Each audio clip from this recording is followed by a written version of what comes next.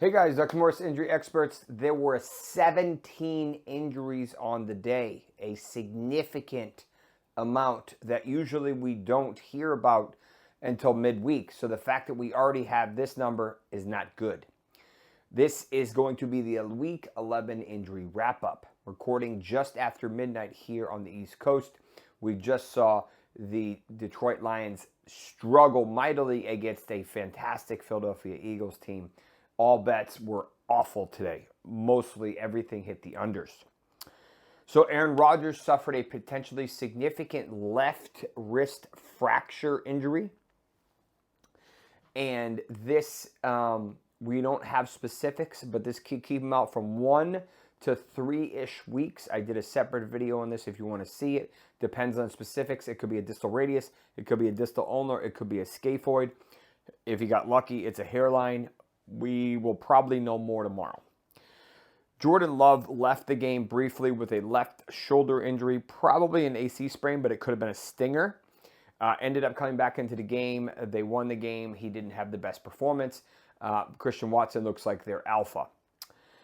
Dillon Gabriel suffered a concussion and is probably going to miss next week, just given to the timing of it and how almost every quarterback in the past year and a half, almost 2 years, has missed at least one game with a concussion, except for, I think, Drake May. Michael Penix Jr. suffered a re-injury to his probably left knee on a sack that he suffered maybe a month or so ago that cost him a game initially, that what they initially described as a bone bruise. The good news is that this was probably not to his right knee, which has had ACL reconstruction twice. Bryce Young left the game with a initial re-injury of his high ankle sprain on the right side, came back in and balled out, had his best game as a pro. Teteroa McMillan also had his best game as a pro. Go figure. But overall, they had a great game. Great comeback win.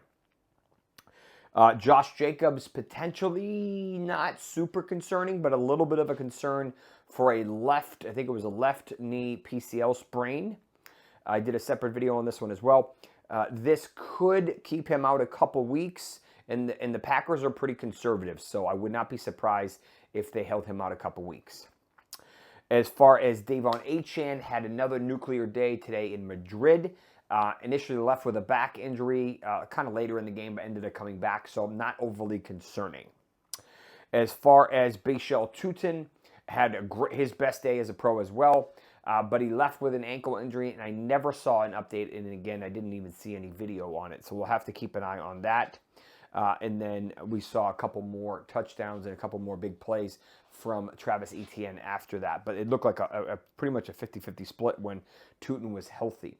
Jaylen Warren suffered an ankle injury of his own. It looked like a classic lateral ankle sprain. There's a video out specifically on him if you want to see it. It doesn't look overly concerning, but it could cause him to miss Week 12, just depending on how much swelling there is. Kimani Vidal took a helmet to the quad, similar to what happened to Oronde Gadsden last week.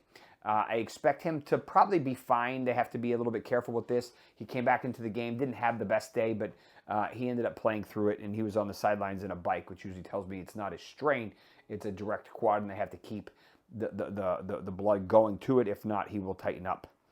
Emari Demercado actually had a really good day, and I think he missed a huge play secondary to a penalty or something. But he suffered he was either foot or ankle injury. He was coming into the game with that, so I don't know if it was a re-injury, a new injury, but I don't have any specifics on him. Monster day for Jacoby Brissett, the most ever passing completions in an NFL game with 47. And we saw Michael Wilson go absolutely nuclear. I liked him as a prospect a couple of years ago, kind of been phased out. But we saw Zay Jones with the Achilles tear last week, and Marvin Harrison Jr. suffer an appendix. It needs to be removed. Probably going to miss another week or maybe two. We saw Michael Wilson go absolutely nuclear along with Trey McBride. Drake London suffered a potentially maybe significant.